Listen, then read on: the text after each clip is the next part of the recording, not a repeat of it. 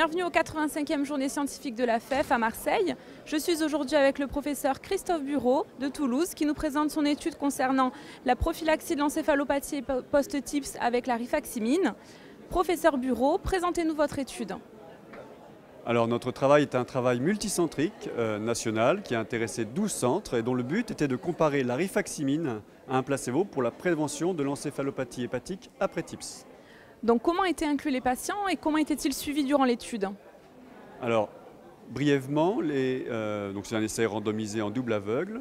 Au final, 93 malades dans chaque groupe ont été inclus. Les patients recevaient la rifaximine 15 jours avant la mise en place du TIPS ou le placebo et étaient suivis pendant 6 mois après TIPS avec une visite mensuelle, une recherche systématique de signes en faveur d'une encéphalopathie ou d'événements intercurrents entre les visites. À 6 mois, le traitement à l'étude était arrêté et le malade continuait d'être suivi pour voir si les événements survenaient à l'arrêt. Et quels étaient les résultats principaux de cette étude? On a observé en fait une diminution du risque d'encéphalopathie d'environ 50% dans le groupe rifaximine, avec un taux d'encéphalopathie de 54% à 6 mois dans le groupe placebo, contre 34% dans le groupe rifaximine. L'effet est significatif. Et comme facteur de risque d'encéphalopathie, on a retrouvé, outre le groupe de traitement, l'âge bien sûr, mais aussi les antécédents de diabète et l'insuffisance rénale.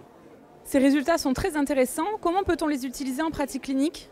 Je crois que l'effet qui est en fait superposable à ce qui est décrit chez les malades qui n'ont pas bénéficié d'un TIPS est assez convaincant pour aujourd'hui proposer de débuter un traitement par rifaximine. Alors dans les conditions d'étude, c'est 15 jours avant.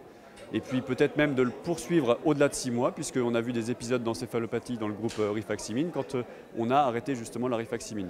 Il n'y a pas de preuve scientifique sur cette poursuite, mais je crois qu'au minimum, on peut proposer chez les malades un traitement par rifaximine 15 jours avant et au moins 6 mois après la mise en place du TIPS.